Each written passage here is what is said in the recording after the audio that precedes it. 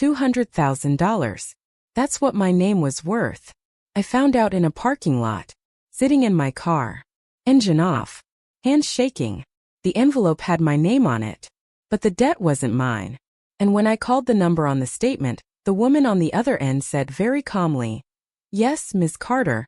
This is your third delinquency notice."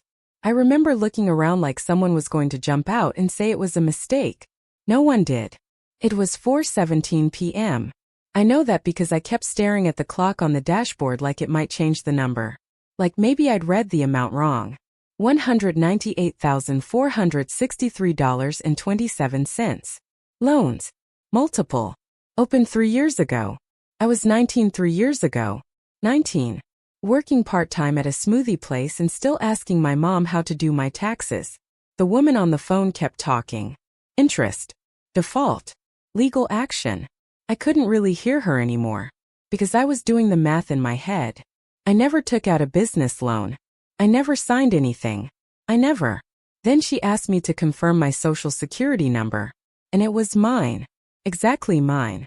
That's when something cold slid into my stomach. I didn't cry right away. I just sat there, listening to my own breathing, feeling stupid, embarrassed, like I'd somehow missed something obvious. Hi, I'm Emma. I didn't think I'd ever say this out loud. I mean, you hear about identity theft, random hackers, data breaches, strangers in other states. You don't picture your own kitchen table. You don't picture your dad's handwriting. But I'm getting ahead of myself. At first, I actually thought it was a clerical error. That maybe someone with the same name had mixed records.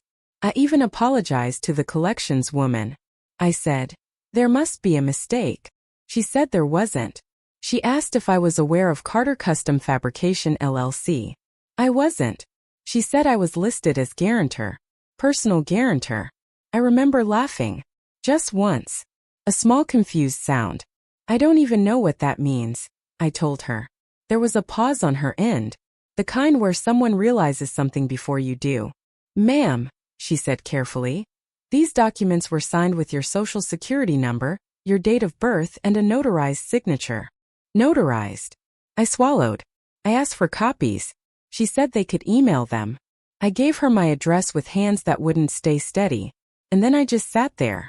Because there's a very specific kind of humiliation that hits when you realize someone didn't just use your information. They planned it. They organized it. They needed a notary. They needed time. And they never told you. The email came through while I was still in the parking lot. I didn't open it right away. I think part of me already knew. But eventually I did. And there it was. My name. Printed neatly. Under a signature that looked almost like mine. If you didn't look too closely. The guarantor line. Signed. Witnessed. Stamped. And above it, Carter Custom Fabrication LLC. Owner Michael Carter. My dad. I stared at that for a long time. Long enough that the sun started dipping low and the parking lot lights flicked on. I didn't call him. That's the part people don't understand. I didn't call. I didn't text. I didn't scream. I just drove home. And I remember thinking over and over. Maybe there's an explanation. Maybe I signed something and forgot. Maybe it's not what it looks like. But deep down, I knew exactly what it looked like. And that was the part that hurt the most. Before all of that, before the parking lot and the email and the number that made my chest feel hollow, my family felt normal.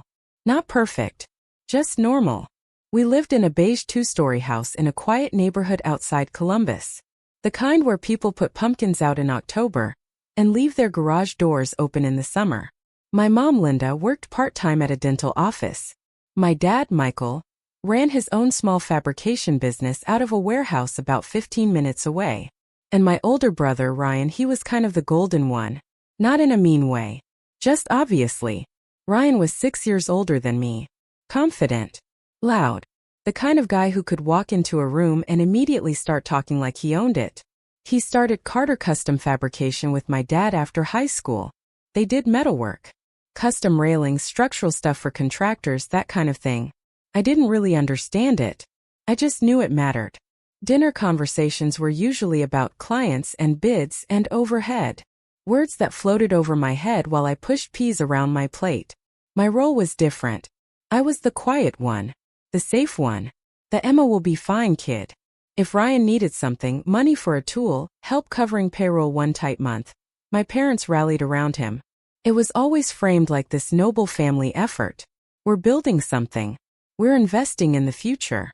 I remember my dad saying once, "One day this will all be yours too." I laughed because I thought he was joking.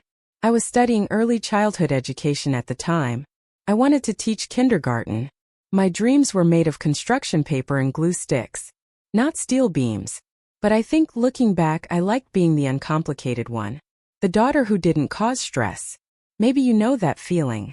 When you grow up sensing the pressure in the room and deciding you won't add to it. Ryan's business had ups and downs. There were good months, celebratory steaks on the grill, my dad coming home energized. And there were quiet months, tense ones, when bills were mentioned more often, when my mom would lower her voice in the kitchen. But even then I never imagined this. There was one moment though. I keep replaying it. It was during my freshman year of college. I had just turned 19. We were sitting at the dining room table. My dad had a stack of papers in front of him.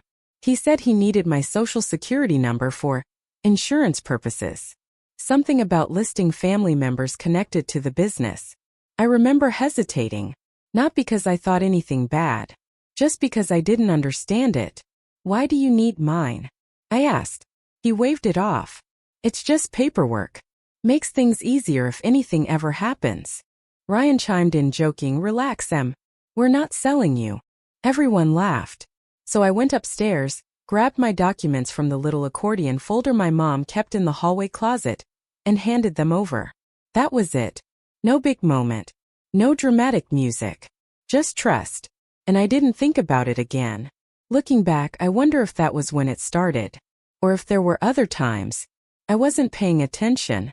That's the thing about being the easy kid. You don't scrutinize your own family. You assume good intentions because that's safer. And honestly, my dad didn't feel like a villain. He was the kind of man who fixed neighbors' fences for free, who cried quietly at high school graduations, who told me I could be anything. I don't think he woke up one day and decided to ruin my credit. I think things got tight. I think Ryan's business started slipping. I remember overhearing an argument once. Late at night, my parents' bedroom door cracked open. My mom whispering, "We can't keep covering this." My dad saying, "It's temporary." Temporary. That word feels heavy now. There was also the way Ryan started avoiding certain questions. If I asked how work was going, he'd shrug and say, "Fine. Just busy." But his jaw would tighten. I didn't connect the dots. Maybe I should have. I don't know. I was 22 when the envelope came. Fresh out of college. Just starting my first teaching assistant job. I was so proud of myself for setting up automatic savings transfers. For being responsible. And then delinquency notice. Almost $200,000. When I walked into the house that evening after finding out, my dad was at the kitchen counter eating leftover pasta straight from the container. Ryan wasn't there. Everything looked exactly the same. Same refrigerator magnets. Same hum of the dishwasher. I remember thinking how strange it was that the world didn't look different. Like something that big should tilt the room. My dad smiled at me. "Hey kiddo." Kiddo. I almost said it right then. But instead I just said, "Hey." And I watched him. Really watched him. Trying to see if guilt shows up on someone's face. Doesn't. Not like in movies. And that scared me more. Because now I had a choice. Pretend I hadn't seen the documents. Or ask a question I wasn't sure I wanted the answer to. I went upstairs without saying anything. Closed my door. Opened the email again. Stared at my name. And for the first time in my life, I wondered if being the easy one had cost me something I couldn't afford. I lay on my bed that night thinking, if I ask him, and he admits it, what happens next? I didn't know which answer was worse. I didn't sleep that night. I kept telling myself I would talk to him in the morning. That I'd be calm, logical, adult about it. But morning came, and everyone moved like it was a normal Tuesday. Coffee brewing. News murmuring from the TV. My mom asking if I wanted toast. I watched my dad scroll through his phone at the table. I tried to picture him signing my name. I couldn't, which somehow made it worse. I left for work without saying anything. I told myself I needed more information first. That maybe there was still a misunderstanding. Maybe I'd misread the documents. Maybe guarantor didn't mean what I thought it meant. During my lunch break, I called the lender again. A different representative answered. His voice was flat, professional. I asked him to explain slowly what a personal guarantor was. It means, he said, if the business fails to repay the loan, you are personally responsible for the full amount. Personally responsible. My stomach dropped again. I asked how many loans there were. He listed them. 4. For separate loans taken out over 18 months. The earliest dated 3 years ago. The most recent one, 11 months ago. That's when something shifted. Does the first one? Okay. I was 19. Naive. Maybe I'd signed something without understanding. But 11 months ago? I was 21. Living at home, yes, but fully aware of my own life. I hadn't signed anything.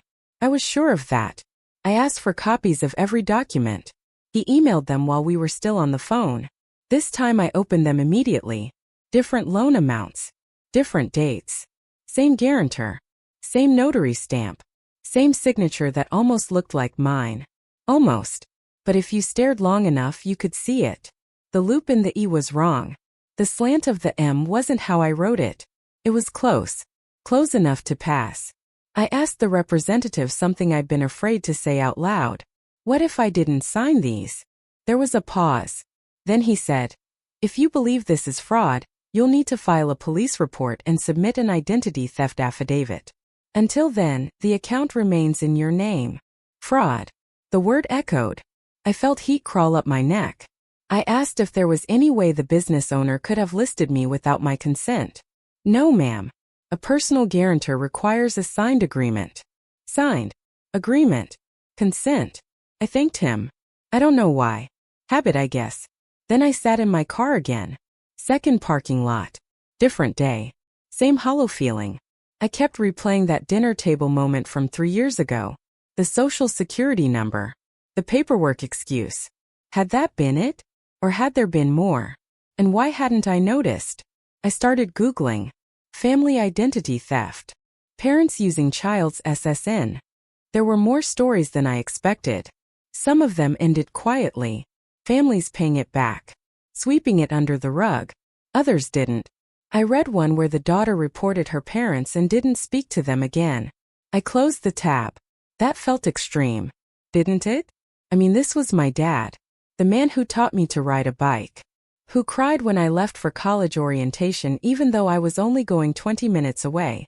People aren't just one thing. That's what makes this complicated. That evening I got home earlier than usual. Ryan's truck was in the driveway. My heart started pounding before I even opened the door. Inside, the air felt tight. My dad and Ryan were at the kitchen table with papers spread out between them. They both looked up when I walked in.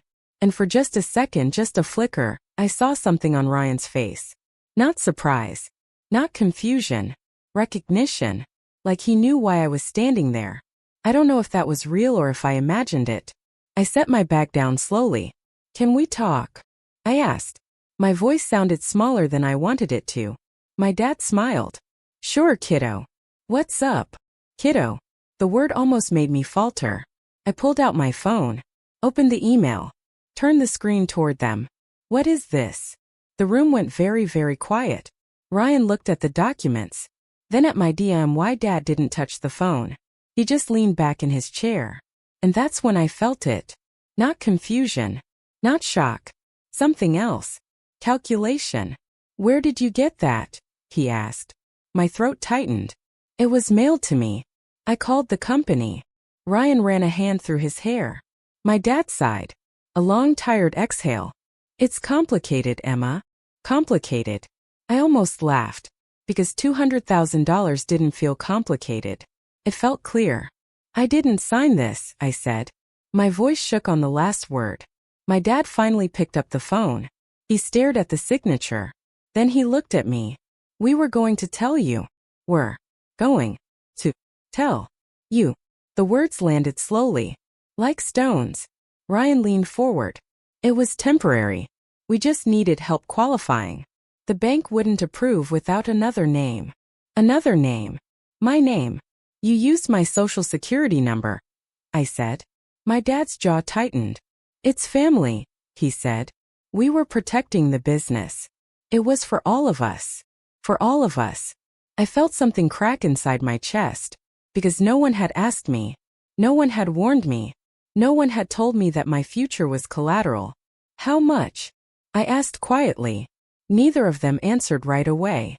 That silence told me everything. How much? I repeated. My dad's voice dropped lower. About 200. 200. Like it was grocery money. Like it was nothing. I felt the room tilt. And if the business can't pay it? I asked. Ryan looked away. My dad didn't. We'll figure it out, he said. That wasn't an answer. And we all knew it. I stood there, heart pounding, realizing something I didn't want to admit. They hadn't been planning to tell me. They'd been planning to hope I never found out. And now I had a choice. Believe them. Trust that we'll figure it out meant something. Or admit that the people who raised me had signed my name to a debt big enough to follow me for decades. I looked at my dad.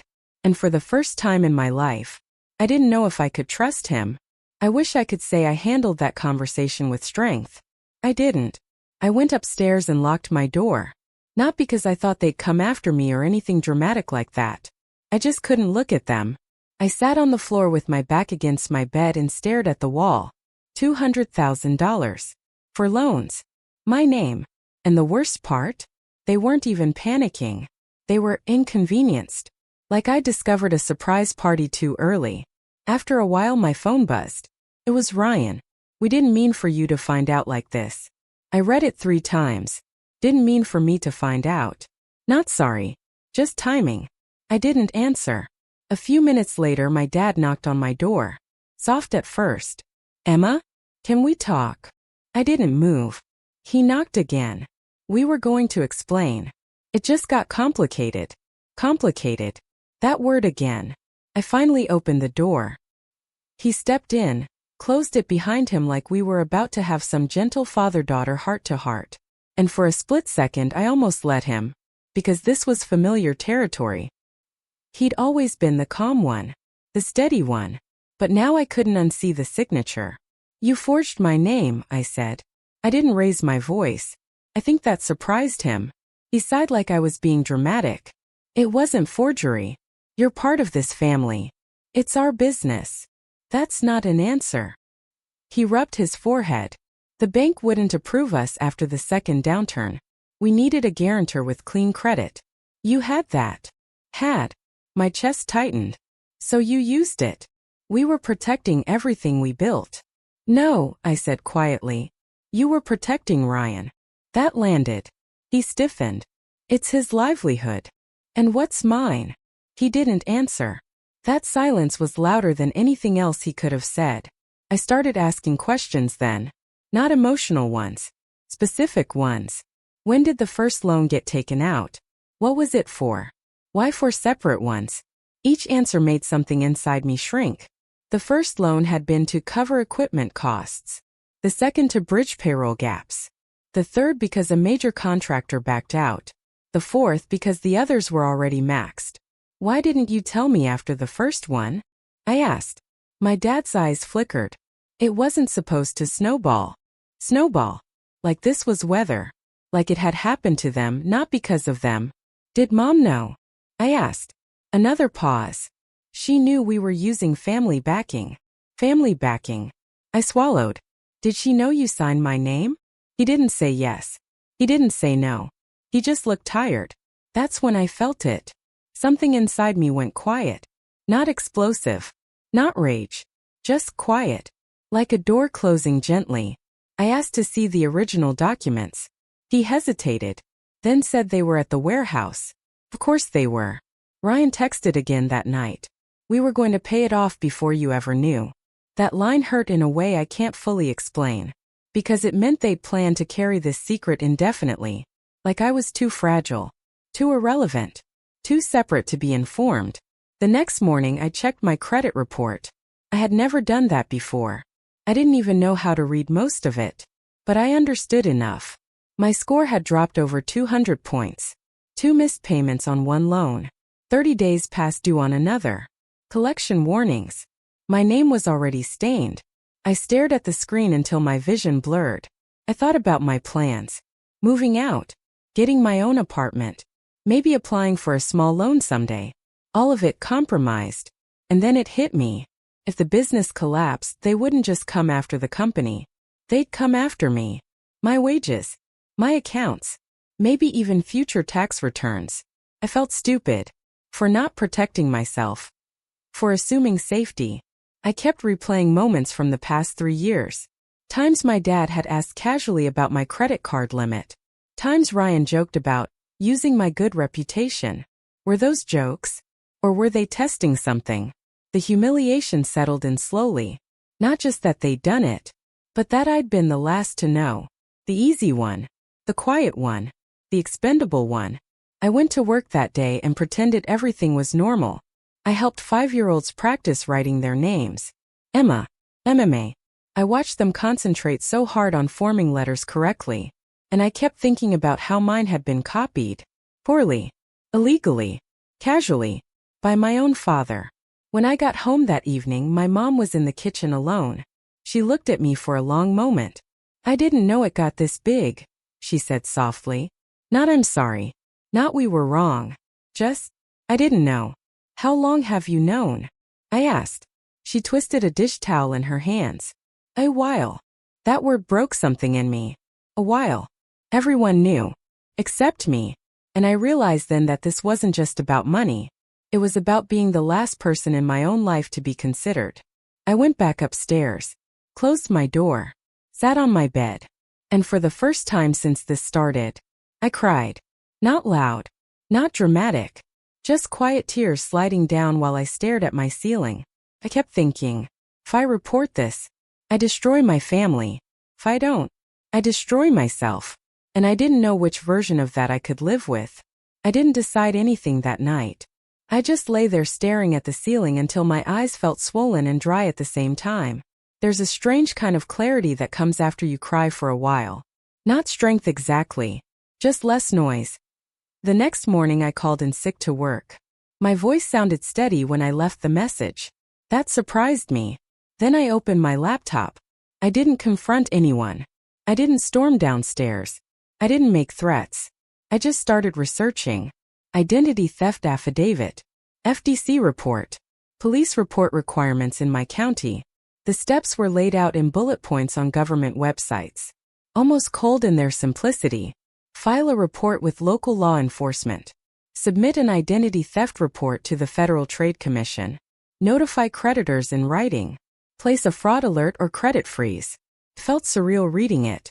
Like I was planning something against strangers. Not against the people who taught me to drive. I opened the loan documents again. This time I looked closely. Not emotionally. Logically. The notary stamp had a name and a license number. The address listed for the business was correct. The signature was wrong. Subtly wrong. I pulled out an old notebook from college and signed my name next to the scanned copy on the screen. Side by side, the differences were obvious. The curve of my E. The spacing between letters. Mine leaned slightly right. The forged one was straighter. It wasn't even that good. That's what made it sting. They hadn't even practiced. I felt something inside me harden. Not anger. More like alignment. Facts are grounding. Feelings swirl. Facts sit still. Fact, I did not sign those loans. Fact. My social security number was used without my consent. Fact. I am legally responsible unless I dispute it. I went downstairs around noon. The house was quiet. My dad had left for the warehouse. Ryan too. My mom was folding laundry on the couch. She looked up at me carefully. Have you talked to your father? She asked. No, I said. She nodded like that was reasonable. Emma, she began. Families help each other through hard seasons. Hard seasons. That phrase made my chest tighten. This isn't helping, I said quietly. This is fraud. She flinched at the word. Don't say it like that. Like what? Like we're criminals. I stared at her. What would you call it? She didn't answer. Instead, she said, your dad truly believed the business would recover. He didn't want to burden you. Burden me. I almost laughed. He already did. That hung in the air. I could see the conflict on her face. Loyalty, fear, guilt, all tangled together. And for the first time I understood something clearly. They weren't going to fix this. Not because they didn't care, but because fixing it meant admitting what they'd done. And that would crack something they weren't ready to see. I went back upstairs, sat at my desk, opened the non-emergency police number for our county. My finger hovered over the call button. I pulled it back. What if I was overreacting? What if reporting it destroyed everything permanently? What if they paid it off eventually and I'd blown up our family for nothing? I closed my eyes, and then another thought came in, quieter but sharper. What if they don't pay it off? What if the business collapses next month? What if I wait too long and it's too late to dispute? No one was protecting me. That realization hurt more than anything else. Not the debt, not the forgery, the absence of protection. So I called. The dispatcher's voice was neutral, almost bored. I explained that I believed my identity had been used to open business loans without my authorization. She asked if I knew the suspect. I hesitated. Yes. Who? My father. Saying it out loud felt like stepping off a ledge. She didn't react. She just asked for details. Dates. Amounts. My address. She told me an officer could come by that afternoon to take a report. I agreed. Then I sat there. Heart racing. Hands cold. I still had time to cancel. To call back and say never mind. But I didn't. Instead, I gathered every document I had. Printed emails. Screenshots. My credit report. I placed them in a neat stack on my desk. It felt methodical. Controlled. I wasn't screaming. I wasn't shaking anymore. I was steady. And that scared me a little. Because this wasn't revenge. It wasn't dramatic. It was administrative. By the time the officer knocked on our front door, my dad still wasn't home. My mom answered. And when she saw the uniform, her face drained of color. I stepped forward. It's for me, I said. And in that moment something inside me settled into place. Not because it was easy, but because it was clear. The officer's name was Daniels. He looked young. Younger than my dad. Maybe early 30s. He stepped inside, polite. Calm. Notebook already in his hand. My mom kept saying, "There must be some misunderstanding." I led him to the dining room table. The same table where I handed over my Social Security card 3 years ago. I laid the documents out in front of him. Loan agreements. Signatures. My credit report. He read quietly. Asked questions. Did you sign these? No. Did you give permission for someone to sign on your behalf? No. Did you benefit from the funds? No. Each answer felt like a door closing. Footsteps outside. The garage door opening.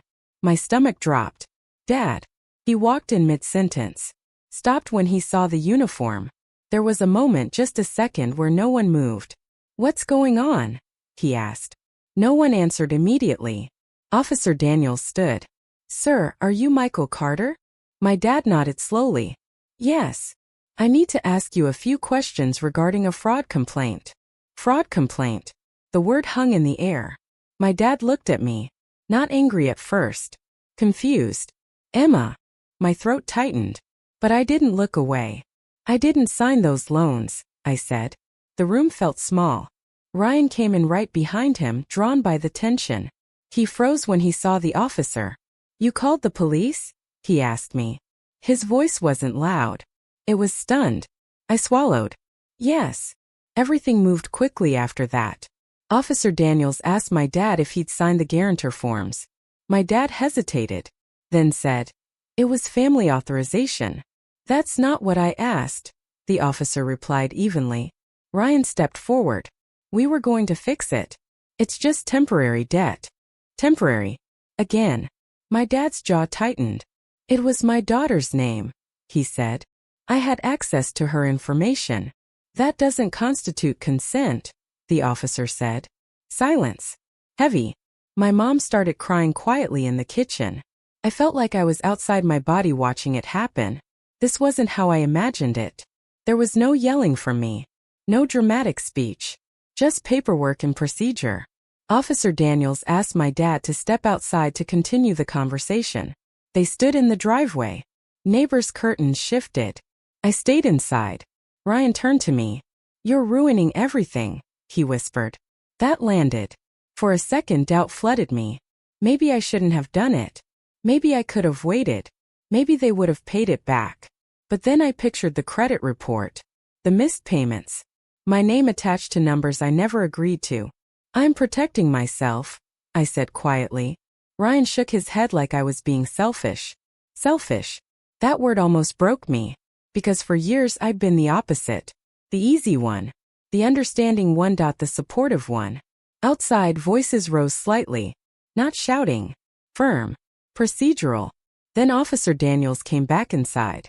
"Ma'am," he said to me, "based on the documents and the admission that he signed without authorization, we'll need to proceed." Proceed. My dad walked in behind him. He looked smaller. Not monstrous. Not evil. Just defeated. He looked at me. And for the first time I saw something like anger. "We're family," he said. Not loud, but sharp. "We handle things inside this house." My chest tightened. "You didn't handle it," I said. "You hid it." The words surprised even me. Officer Daniels informed him he was being charged pending investigation and would need to come to the station. My mom sobbed harder. Ryan cursed under his breath. My dad didn't fight. He just stared at me while the officer guided him toward the door. And as they let him past the kitchen window, he said it again. "We're family." I stood there shaking. Not from fear. From the weight of it. 'Cause maybe he was right. Maybe families aren't supposed to do this. Maybe I crossed a line you don't uncross. I still don't know. The squad car door closed. The engine started. And just like that, the man who taught me how to parallel park was sitting in the back of a police car because of me. Or because of himself. Or both. The house felt hollow after they drove away. Ryan wouldn't look at me. My mom wouldn't stop crying. And I stood in the middle of the living room thinking, there's no undo button now. The house didn't feel like mine anymore after that. It felt like a place where something had split open. My dad was released later that night. No dramatic jail scene. Just paperwork, a bond, and a court date set weeks out. White-collar crimes move slower than emotions do. He didn't look at me when he came back inside. He walked past me like I was a stranger standing in the hallway. Ryan followed him into the garage. The door shut hard. My mom sat at the kitchen table long after midnight, staring at nothing. No one yelled. That almost would have been easier. Instead, there was this heavy, suffocating quiet. The next morning, my phone was full of texts from extended family. Apparently, my mom had told my aunt, who told my cousin, who told everyone. Most of them weren't cruel. Just confused. There had to be another way. Why involve the police? He's your father. That word again. Father. As if that erased paperwork. As if blood nullified signatures. I didn't respond to any of them. I had my own mess to handle. I filed the identity theft affidavit with the FDC. Froze my credit. Sent certified letters to each lender disputing the accounts. Attached the police report number. Every form felt like both a shield and a knife. The lenders paused collection while the investigation proceeded. That gave me breathing room. Not peace. Just space. At home, things shifted into something cold and careful. My dad stopped calling me kiddo. He stopped calling me anything. We passed each other like coworkers who'd already had an HR meeting. Ryan moved out 2 weeks later. Said he couldn't live in a house where loyalty meant nothing. That one hurt. Because I never stopped loving him. I just stopped sacrificing myself quietly. My mom tried to keep things normal. Dinner still happened. Laundry still folded. But there was a crack running through every interaction. One night she said, "You know this could bankrupt us." I looked at her and said, "It already almost bankrupted me." We both went quiet after that. Court wasn't dramatic either. There were no gasps. No big speeches. My dad's attorney argued that it was a family misunderstanding. That there was implied consent. The prosecution didn't see it that way. Forgery is forgery. Fraud is fraud. Eventually, my dad accepted a plea deal. Reduced charges. Probation. Restitution agreement tied to the business. No prison time. I don't know if that makes it better or worse. The business folded within 6 months. Turns out it had been hanging by threads long before I ever saw that envelope. Equipment got sold. The warehouse lease terminated. Ryan stopped answering my calls completely after that. My dad blamed the stress for the collapse. Not me directly, but close enough. It took almost a year for the loans to be fully removed from my credit report. A year of follow-up letters, phone calls, disputes. I learned more about credit law than I ever wanted to know. Slowly my score crawled back up. Slowly the collection notices stopped. I moved out when I was 24. Small apartment. Second floor. Thin walls. Felt like oxygen. I don't talk to my dad much now. We exchange short, careful texts on holidays. Sometimes I catch him looking at me differently when we're in the same room for family gatherings. Not hatred. Not exactly. More like he's still trying to understand how the quiet one drew a boundary he couldn't step over. I still wonder if I overreacted. I do. Late at night sometimes when the apartment is too quiet I think, what if they would have fixed it? What if I just waited? But then I remember the timeline. 3 years. For loans. No plan to tell me. And I know the truth. They didn't see me as someone who needed protecting. So I protected myself. That's the part no one congratulates you for. There's no applause for choosing paperwork over peace. No celebration for freezing your own credit against your own family. Just distance. Just consequence. But also, something else. Space to breathe. And for the first time in my life I wasn't the easy one. I was the responsible one. For myself. I don't think there's a clean ending to stories like this. No tidy lesson where everyone hugs and says they understand. It's been 2 years now. My credit is stable. I have my own place. I'm teaching full-time. The kids in my class don't know any of this about me. To them, I'm just Miss Carter who reminds them to use quiet hands and shares extra crayons. Sometimes I watch them write their names for the first time, concentrating so hard on every letter. And I think about how important a name is. How it's more than ink. It's responsibility. It's consequence. It's identity. For a while mine didn't feel like it belonged to me. It felt borrowed. Misused. Stretched across something I didn't agree to carry. I don't hate my dad. That surprises people. I don't even hate Ryan. I think they were scared. I think pride and desperation mixed together in a way that made bad decisions feel temporary. I think they convinced themselves they were protecting the family business. But here's what I learned. When someone makes a decision for you that risks your future without your knowledge, that's not protection. That's control. And control dressed up as love is still control. I didn't report my dad because I wanted him arrested. I reported him because the alternative was silently accepting responsibility for something I didn't do. And silence would have changed me. I know that. It would have taught me that my boundaries were optional. That my safety was negotiable if someone I loved needed something badly enough. I didn't want to become that version of myself. There are still holidays that feel stiff. Still conversations that stay on the surface. We don't talk about the loans. We talk about weather, work, distant relatives. Maybe that's as good as it gets. Maybe healing doesn't always look like reconciliation. Sometimes it looks like distance with civility. If you're listening to this and you've ever been put in a position where loyalty and self-preservation felt like opposites, I'm genuinely curious, what did you choose? Because I still wrestle with it. I still replay that moment in the driveway sometimes. The squad car. The neighbors watching. My dad saying, "We're family." I don't feel powerful when I think about it. I feel sad. But I also feel steady. And that steadiness matters. For most of my life, I thought being a good daughter meant absorbing discomfort quietly. Now I think being an adult means understanding that love without accountability becomes something dangerous. I didn't destroy my family. The decision to sign my name without asking did that. I just refused to carry it. And that's the difference. So that's my story, folks. If it resonated with you, go ahead and hit that like button, subscribe to the channel, and tell me in the comments where you're listening from. I want to know how far Uncle Mickle's voice travels. Protecting your future is not betrayal. It's self-respect.